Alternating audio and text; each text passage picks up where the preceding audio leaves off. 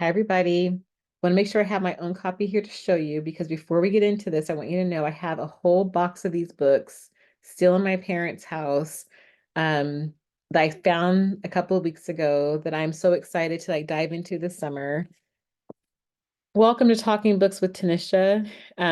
This season 4 is dedicated to books my mom introduced to me or helped me kind of gather around the house or took me to the library to read. And we're going to talk about the Babysitters Club books today. And I know that some of you are all about the Babysitters Club. We've been really blessed because what's happened though in recently is they've kind of brought these books back in the version of graphic novels. So a whole new generation of people are able to be excited and be introduced to these books. The Babysitters Club series are amazing stories that I felt like I spent most of my time trying to emulate. I wanted to have my own Babysitters Club. I wanted to get my friends together to babysit. And eventually I did become a babysitter, but it was through these books it became super exciting to think about what it meant to be a babysitter.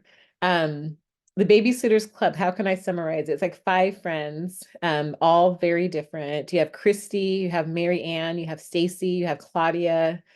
Dawn comes in, and eventually over time they have Babysitter Junior and other people, Jesse and Mallory. But the core group is Christy, Mary Ann, who are best friends, Stacy and Claudia, who are also best friends, and Dawn, who becomes very close to Mary Ann as well. They are all ultimately best friends. They are a group of girls who decide that they're amazing babysitters. They're already getting jobs individually. But what's happening is that Christy's mom is calling for a babysitter one night and she can't find anyone. And she keeps calling different numbers over and over again. And Christy gets the big idea, the great idea. You can see right here in this book, right? Where is it at? Right next to me. Here it goes. Her idea is, what if you can make one phone call and you could have like a 5 or 6 different babysitters at one touch of your hand. And with that one call, you're guaranteed to get at least one babysitter for the job that you need. This is the premise of the Babysitters Club. And every week, these girls get together. I think it's twice a week. They have their book that Marianne keeps, very good, meticulous notes in. And they are able to schedule babysitting jobs across their whole town, mostly in their neighborhood because they're still kind of younger to some degree. And they build a really thriving, vibrant business. And they babysit for their siblings, they babysit for their neighbors, and they babysit for people that come into the neighborhood. Um, and what's really beautiful is that each of the kids that they babysit has their own personality too. So you have a chance to learn the personalities of the babysitters, but you also have a chance to learn the personalities of their clients, the families, the kids, the outings. What the Babysitters Club series did that I think was really unique is they started creating spin-offs. So they had like the kind of everyday stories that were happening. You can see Marianne saves the day. One of her clients gets sick while she's babysitting. Christy's big day is when her mom gets married to Watson, who is her stepfather. Claudia and the Phantom phone call, this is behind me, is when someone keeps making these fun, weird and strange phone calls while she is babysitting. Christy's great idea is the original, that's the very first Babysitters Club book ever. So they each have a story. What's really fun though that I really liked, and this is Anne M. Martin, who is the author of these books, is that she also has these kind of like standalone books. So you get to know the characters really well, and then they go to camp. And there's these thicker kind of volumes of books where you get a chance to follow the babysitters into like a whole different context. So now they're at camp for like the summer, right? Or they're going to go to on vacation, or maybe they're going away, on another trip, or something really big is happening. And she makes it a really great like story to kind of go into their stories a little bit deeper, just by following them on these paths. I remember one of my favorite stories is when the babysitters go to California to go stay with Dawn's dad. Dawn's parents are divorced. Her mom lives where they live, in Stony Brook, Connecticut, and her dad lives in California. And in California, they take a trip to Disneyland. And if you've never been to Disneyland before, and it's like this is, it's in the older books, so like there's probably things that have changed since then, but they still have the essentials and the classics, and they kind of walk you through a day with them as they spend at Disneyland. And it's like you have a chance to actually be there with them. It feels very realistic. You get to see Claudia in a different way of being. Christy in a different way. Like it's really centering on Dawn's story, which is really kind of amazing. And every girl gets their story. Like everyone has a story. What's also kind of cool is they do have a male character in here, and his name is Logan. And Logan and Mary Ann, eventually they have a relationship. So like even in that story, we have a chance to kind of see like the stigmatizing of like of gendered roles and like relationships and how that looks. So that's kind of a really fun introduction. You also have someone who is diabetic. Stacy is diabetic and hides it for a little while until she can't hide it because she gets sick.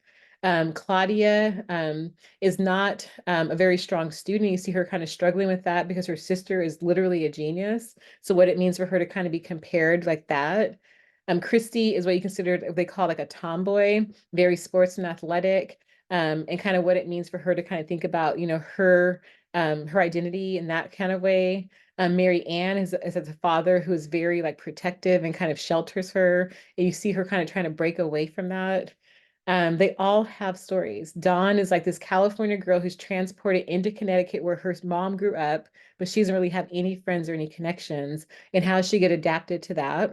We get to meet one of the clients that is deaf and hard of hearing and only uses sign language. And Jessie, who is the only Black babysitter, is introduced in this, not in this story, but also introduced in this series. And she's the one that starts learning sign language so she can like talk with her client. Um, it's just a really amazing kind of like, kind of journey. Babysitters Clubs kept me company on many, many Saturdays.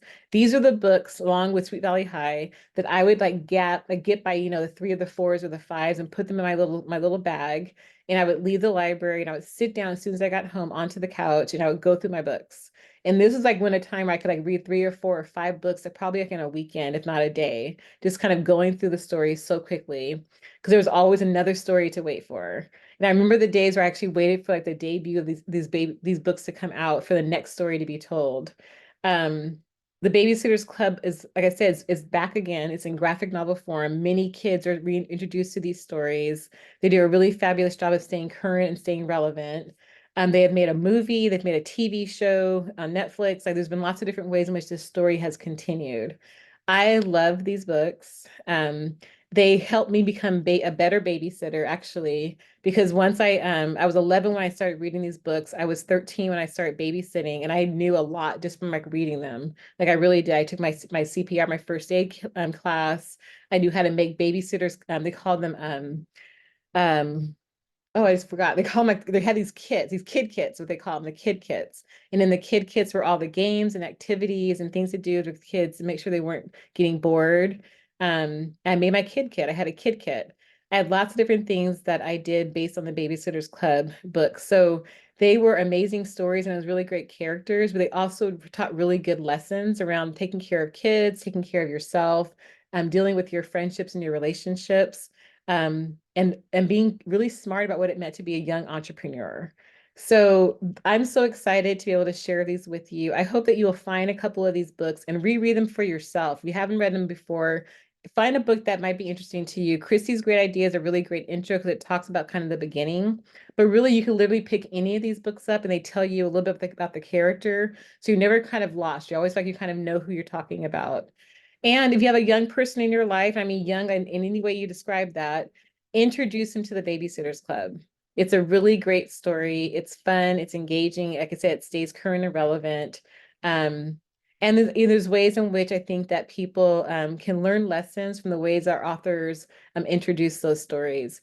Anne M. Martin was amazing to bring this book to us. So many people have grown up with the Babysitters Club, and I hope that you will find these books as relevant as I did.